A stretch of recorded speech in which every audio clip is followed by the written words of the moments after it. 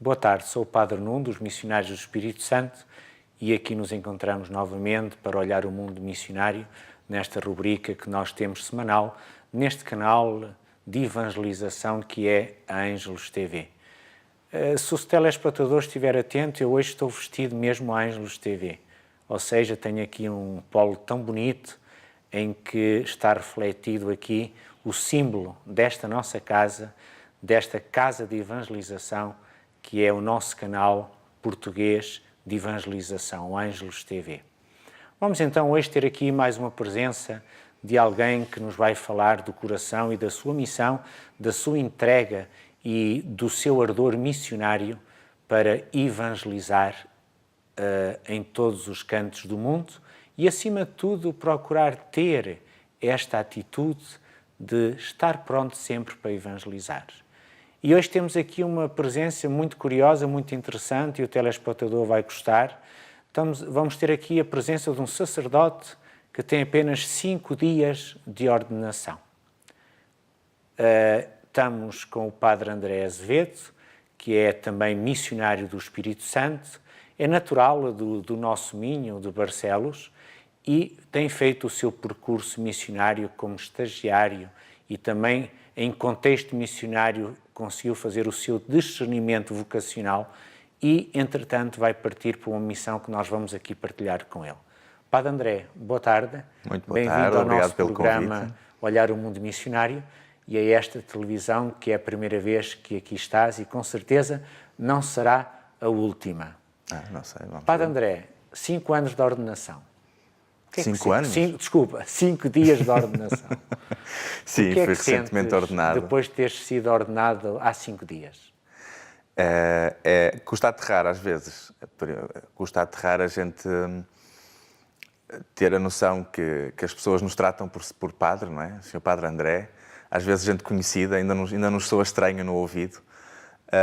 Não porque não fosse um caminho longo para chegarmos aqui, mas, sobretudo, uma realidade que nos desperta para uma outra visão daquilo que são as coisas, daquilo que é a sociedade, o mundo, daquilo que é o nosso papel e o nosso lugar nesta missão da Igreja.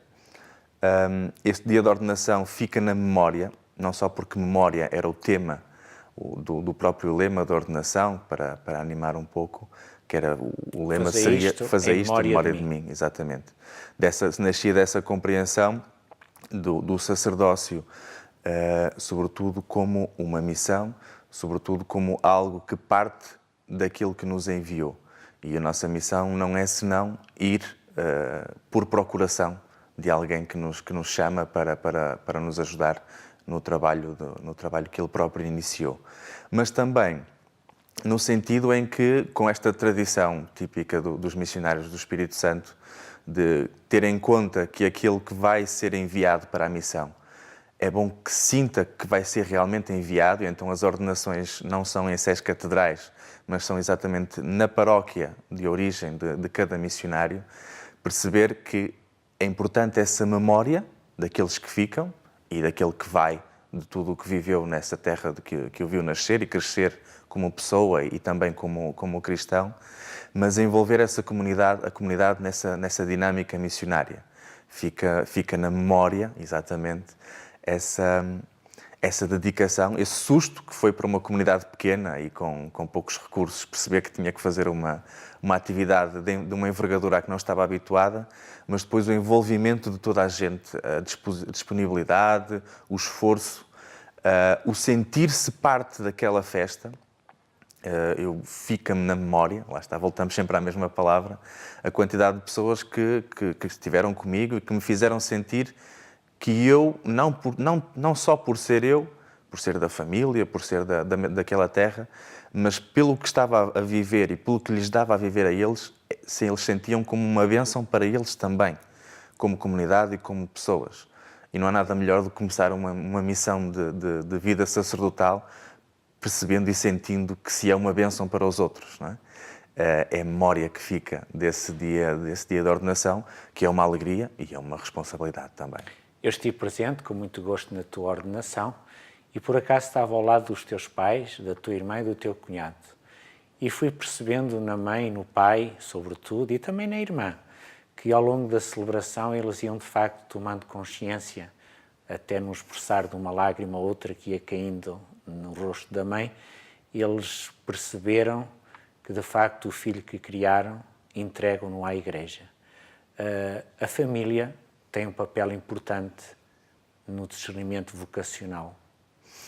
Tem. A família tem um papel importante, sobretudo na presença, não é? A decisão é individual, mas sentir-se respaldado e, sobretudo, perceber que os sinais que foram sendo dados ao longo da vida, dentro do contexto familiar, também nos ajudaram a ser quem somos.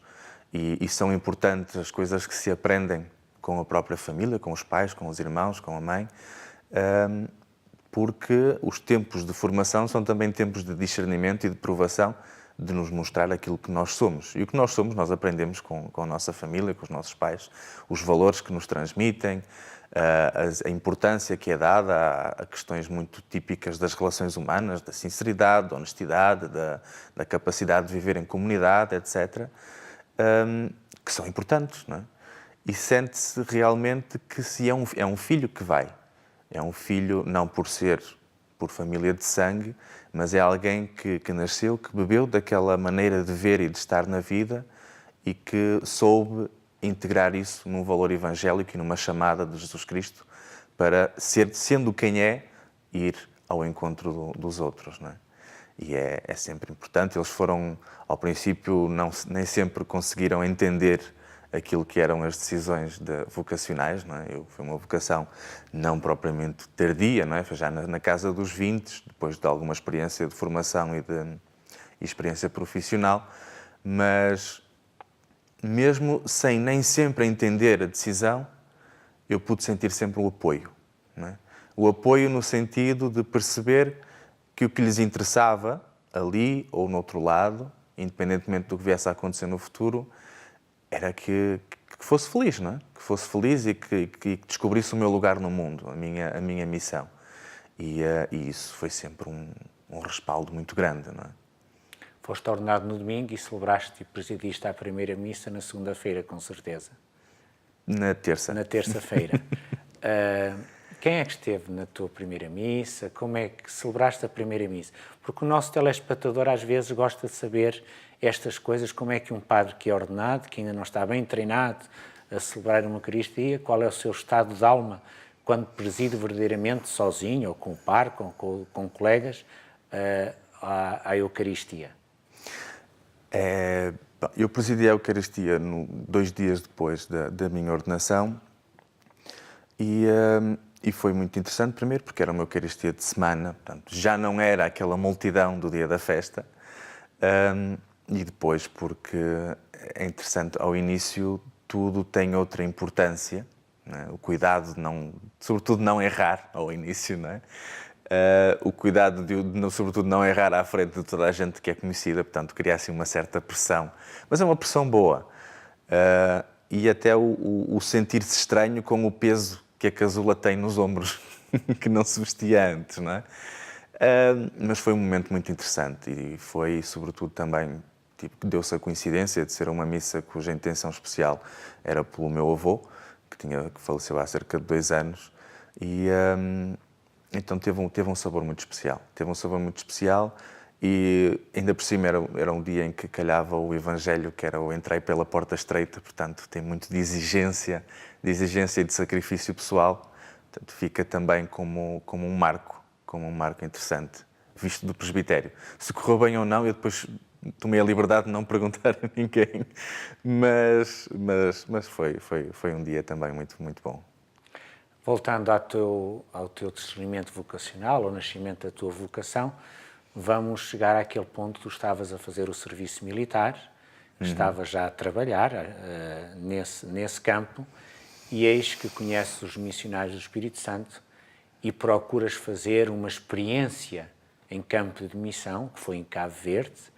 foi na nossa paróquia de São Miguel Arcanjo, fui eu que te recebi com muito gosto e com muita alegria e vivenciamos esse tempo também com muito entusiasmo e com muito, da tua parte, com muita vontade de discernir. Como é que foi esta passagem do mundo do trabalho, onde já estavas organizado, conheceres os missionários, colocares aquela pergunta que toda a gente coloca, porque é que eu não hei de ser sacerdote missionário, e pedires para partires para uma experiência de um ano em Cabo Verde?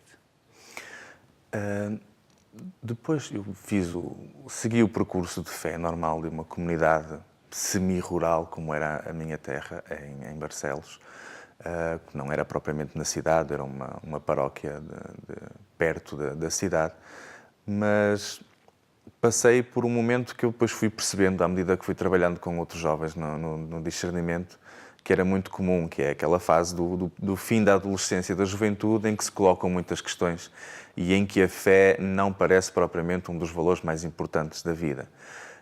Eu posso dizer que se fosse a escolher o papel mais importante que tiveram os Jovens Sem Fronteiras no meu discernimento vocacional, foi o de ser o ponto de contacto que se foi mantendo com a fé. Nesse sentido em que é um tempo em que na juventude há muita coisa interessante, menos ir à missa ao domingo de manhã, não é? Ou ter algum tipo de compromisso na paróquia, ou mesmo de ter uma vida de oração, a que somos todos convidados. Mas eu tinha-me comprometido com os Jovens Sem Fronteiras e tinham algumas atividades, e em algumas dessas atividades até se faziam serviço, não é? Até se trabalhava com idosos e com crianças, e conheciam-se outros jovens e partilhavam-se coisas muito importantes. E eu fui ficando e aquilo foi sendo aquela luzinha do stand-by, não é? Que a televisão está desligada, mas não está assim tão desligada, não é? E a partir de um certo momento em que me comecei a colocar questões sobre o meu futuro, sobre a vida, pronto, a querer levar a vida a sério e a perceber o que é que ia ser do meu futuro, surgiu essa questão da comunidade, da fé e da possibilidade de ser sacerdote, que eu fui depois aprofundando com o padre Raul Viana, agora missionário em Moçambique, mas na altura estava em Braga, no seminário do Freião. Fui aprofundando ao longo dos meses e depois surgiu essa oportunidade de ir para São Miguel da Calheta, em Cabo Verde, onde, por vários fatores, por muitos fatores, desde a vida da comunidade, desde a vida de oração, o testemunho dos missionários que lá estavam, do envolvimento e dos rostos que ficam desse período de trabalho pastoral lá na paróquia de São Miguel, do trabalho na escola Padre Muniz, não é? Houve muita coisa ali que mexeu comigo no sentido de tornar mais sólida a resposta a essa dúvida que me inquietava já há algum tempo. Até os momentos mais complicados, não é? Porque aquilo também teve os seus momentos mais complicados, quando foi a doença do padre Ferreira da Silva, outros momentos também das ordenações que houve nessa altura, quando lá estávamos, coisas que mexeram muito connosco e que também nos ajudam a reafirmar, não é? Porque quando a coisa às vezes se torna mais nebulosa, é quando surge uma necessidade de outra firmeza na resposta, não é? Então fica muito o marco desse ano de experiência em São Miguel Arcanjo, na Calheta, como o dia em que eu disse sim, que realmente era que queria ser sacerdote, queria ser missionário, queria ser espiritano.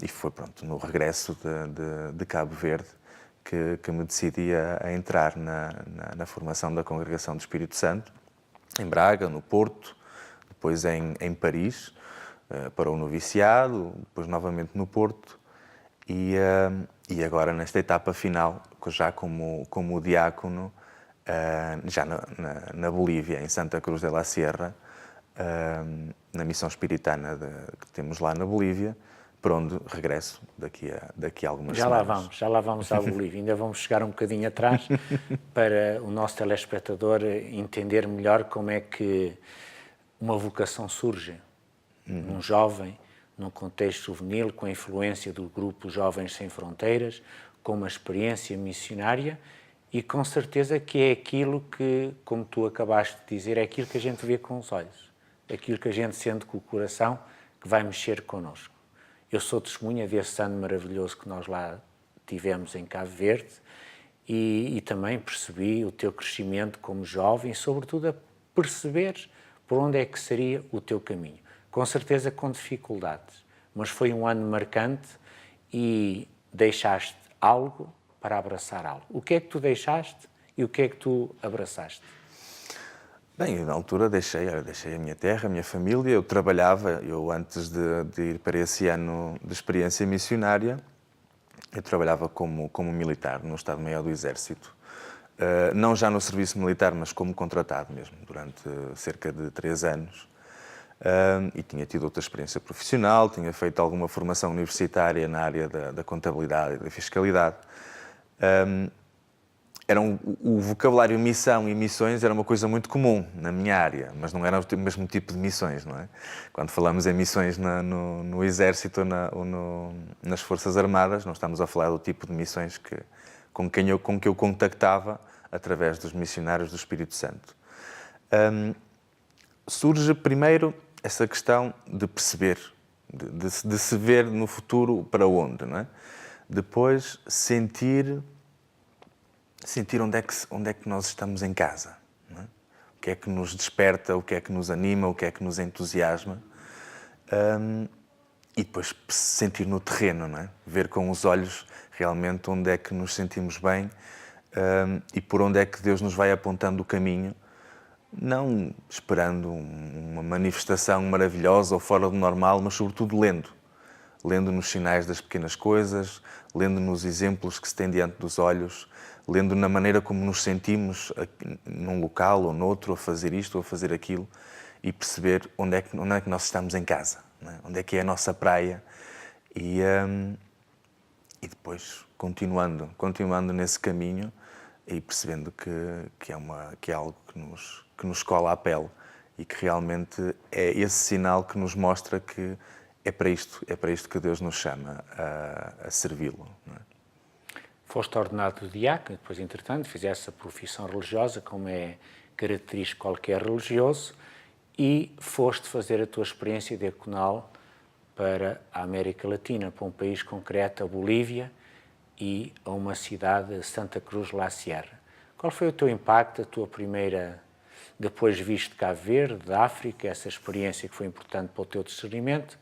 Como é que foi o teu primeiro contacto, os teus primeiros sentir quando chegaste como diácono à Bolívia?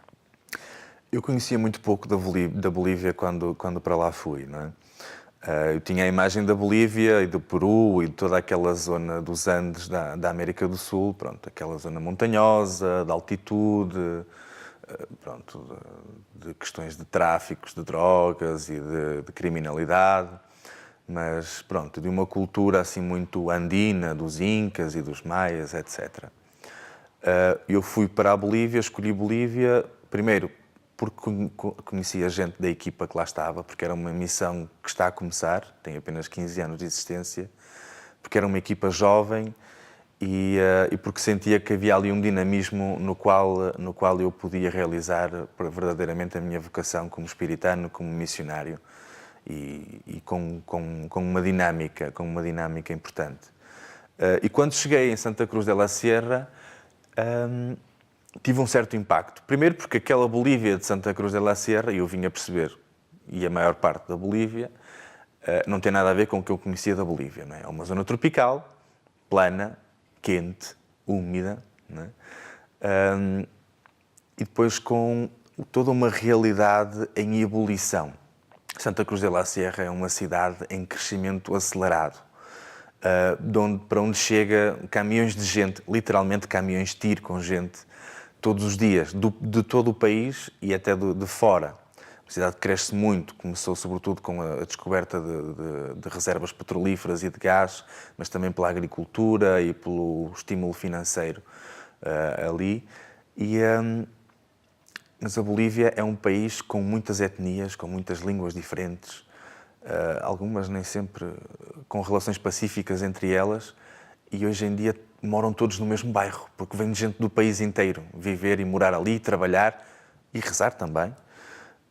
o que torna ali todo um caldeirão às vezes, e é aí que nós estamos, em Santa Cruz de la Sierra. Temos 2 paróquias que há 15 anos atrás eram paróquias rurais e que hoje em dia são um amontoado de gente, com milhares de pessoas, vários bairros, alguns podemos chamar-lhes de favelas, com toda a propriedade. E é nessa realidade com que nós trabalhamos todos os dias, desde aí, na própria cadeia de Palma-Sola, um dos maiores sistemas prisionais da América Latina, não só da Bolívia, mas da América Latina, que o Papa Francisco visitou há poucos anos, quando lá esteve.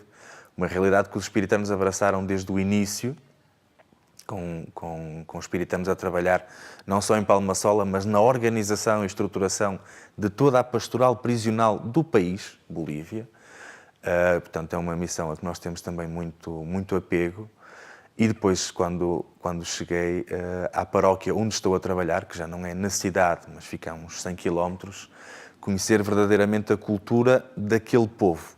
Porque Santa Cruz de la Sierra, a gente já não percebe a cultura do Oriente Boliviano lá, porque aquilo já é uma metrópole, não é? Já são vários milhões de habitantes vindos de todo o lado.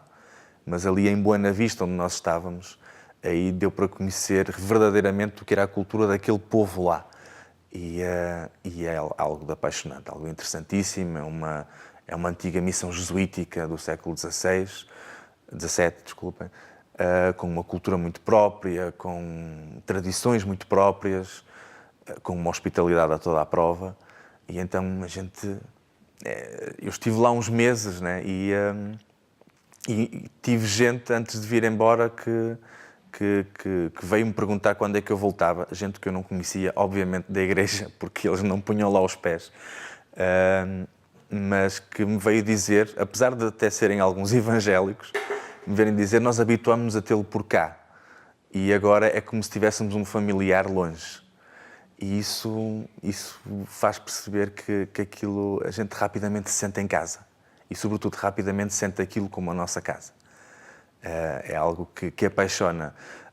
Tem todos os tipos de problemas, de questões de droga, de corrupção, como há em todo lado, numa escala própria, mas é algo de apaixonante. É algo de apaixonante e é algo que deixa até um certo amargo de boca pelo campo de missão aberto ali e ao qual nós ainda não conseguimos chegar por sermos poucos e por estarmos ainda a estruturar um projeto que, se Deus quiser, vai ter muito fruto, mesmo que não sejamos nós a colhê-lo depois.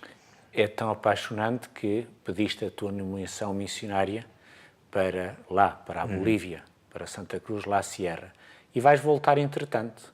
É uma realidade que tu já conheces, não vai haver aquele impacto de inserção cultural ou de enculturação, mas agora vais consciente que a tua missão vai ser muito mais abrangente. Ou seja, como sacerdote missionário, vais ter ali pano para mangas para poderes trabalhar. Queres partilhar com o nosso telespectador como é que é mais ou menos um dia de um missionário lá na tua paróquia? É muito interessante, eu começo só por uma história meio anedótica, não é?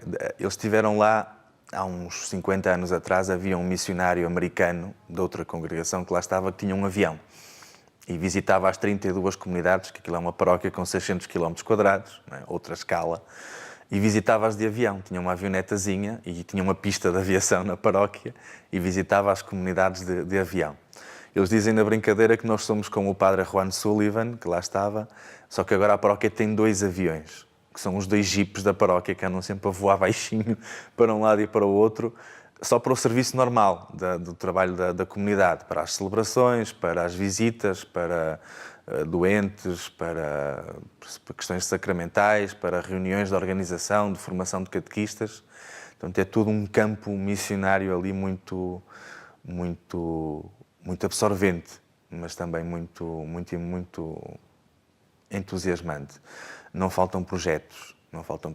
Há ali muitos projetos em construção, se podemos dizê-lo, seja do próprio centro pastoral, onde está no centro da paróquia, onde queremos aumentar. Temos lá um trabalho pastoral com as crianças e jovens, que é uma orquestra de música barroca, muito típica das missões jesuíticas, que queremos transformar numa zona de ocupação de tempos livres, de recuperação escolar, de escola de música, não só o grupo, mas uma escola, pronto, e todo um trabalho que queremos desenvolver lá. Temos também projetos na área da justiça e paz e da integridade da criação. A paróquia está inserida numa zona que é um parque natural, tropical, não é? Que temos tido muita dificuldade, às vezes, para proteger não só as comunidades que estão dentro do parque, como o próprio parque em si, porque está provado que é uma zona com um alto potencial de exploração petrolífera. Temos todo esse trabalho, inclusive o confrade que está comigo foi um dos chamados para a Comissão Episcopal para a preparação do sínodo que o Papa Francisco convocou sobre a Amazónia. E temos um projeto, por exemplo, de agricultura sustentável, com a produção de cacau, que é uma das produções típicas lá de Buena Vista. Tem vários objetivos ali dentro, não é? Primeiro, a produção de cacau, pronto, para dar trabalho às pessoas, para dar alguma fonte de rendimento aos missionários, porque o trabalho pastoral, pronto, é um trabalho numa paróquia daquelas para onde ninguém quer ir, é típico da congregação espiritana, mas também porque é uma zona onde há vários produtores e interessa-nos depois entrar nesse mercado para que os produtores se possam organizar, ajudá-los nesse tipo de organização, de distribuição da sua produção, para poderem ter outro rendimento mais justo do seu trabalho. E depois pela questão interessante que se dá de que o cacau é um tipo de produção que não se pode fazer em monocultura. O cacau precisa de muita sombra e, portanto, produzir cacau significa ter que produzir outras coisas ao lado. E isso é uma ajuda também para entender a questão da sustentabilidade agrícola, da biodiversidade, todo um trabalho que se faz nesse sentido, não é? Portanto, é uma coisa que entra ali em vários campos. Temos também um quartel, que temos-nos dedicado também a organizar um bocadinho a pastoral com os militares de lá, e um percurso de iniciação cristã de adultos. Há um hospital também lá, portanto, há todo um campo para onde nos podemos dedicar. E agora, como sacerdote, poderei também entrar mais a fundo nesse trabalho, não é? Padre André, tens uma camisola típica tipicamente chiquitana. Eu pedi ao nosso cameraman se pudesse aproximar a câmara dessa camisola para tu nos explicares um pouco essa simbologia, porque já percebi pela tua ordenação sacerdotal que há uma simbologia que está aí na tua camisola e que tu também procuraste trazer para a simbologia da tua ordenação. Exatamente. A Chiquitania é toda aquela zona de Santa Cruz, mais para o interior, é uma antiga província das missões jesuíticas, conhecidas como as missões do Paraguai, não é? Então havia a província de Morros, a província de Chiquitos e a província do Paraguai. E então é toda essa das missões do século XVII. E primeiro, a camisa branca é por causa do calor. É o traje típico dos cambas, que são o povo mais numeroso daquela zona, é branca, tipicamente branca, de um algodão fino, por causa do calor. O traje branco, eles têm o traje, inclusive, é com calça branca e chapéu, e depois um lencinho verde, que é o típico de lá. Mas depois a simbologia é sobretudo a música, os anjos e a Virgem Maria. São os três símbolos muito típicos que eles têm uma maneira própria de desenhar a música, por causa da influência da música na evangelização dos povos indígenas nessa altura, e depois a devoção mariana e a questão da vida eterna e da esperança na vida eterna, que também é muito presente na simbologia e na mitologia daquele povo. Primeiro porque foi um povo muito oprimido, não é? E a esperança era muitas vezes atirada para o de lá, muitas vezes para aguentar a escravidão do lado de cá. Mas depois entrou muito essa visão dos anjos, a visão da vida eterna, a visão das realidades mitológicas, e que também foi muito por aí que passou a primeira evangelização daquela região. São os três símbolos que eu depois mandei bordar na casula que utilizei na minha ordenação e que refletem-se também um bocadinho nestes trajes típicos que eu aproveitei para trazer Padre hoje. André, muito obrigado pelo teu testemunho, pela tua presença. Desejamos-te boa agradeço missão na Bolívia e tudo bom para ti. Obrigado. Caro espectador, muito obrigado por ter acompanhado o nosso Padre André neste testemunho e vamos então desejar-lhe também boa missão por esta terra. Boa tarde.